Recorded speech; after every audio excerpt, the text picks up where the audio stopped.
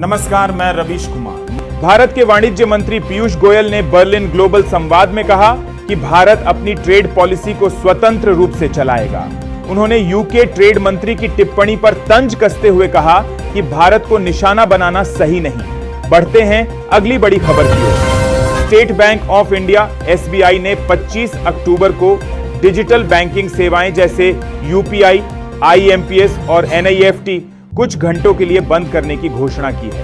Bank ने कहा कि यह काम सिस्टम अपग्रेड और मेंटेनेंस के लिए किया जा रहा है। बढ़ते हैं अगली बड़ी खबर की ओर। अदानी ग्रुप को लेकर भारत सरकार ने करीब 3.9 अरब डॉलर की सपोर्ट योजना तैयार की है। यह कदम अमेरिकी कानूनी दबाव के बीच भारत के निजी क्षेत्र को सहारा देने की दिशा में अहम माना जा रहा है।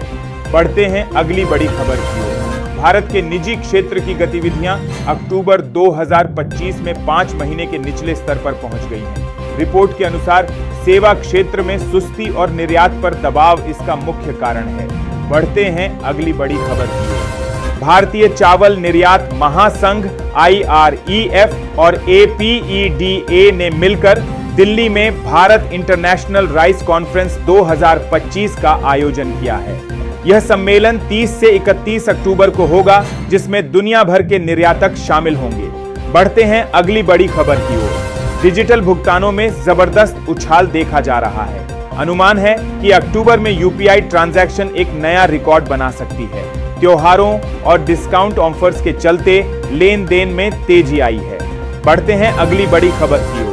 उत्तराखंड में हिंसा की बड़ी घटना सामने आई है, जहां धार्मिक झड़प के बाद प्रशासन ने कई इलाकों में कर्फ्यू लगा दिया है। शांति व्यवस्था बहाल करने के प्रयास जारी हैं।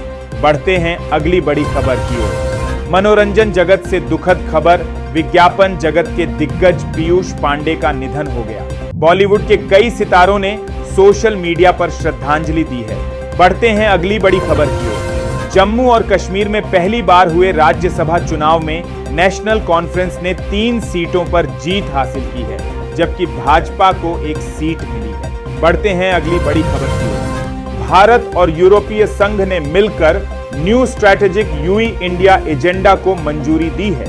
इस समझौते में व्यापार, रक्षा, तकनीक और नवाचार पर सहयोग बढ़ाने पर जोर दिया गया है।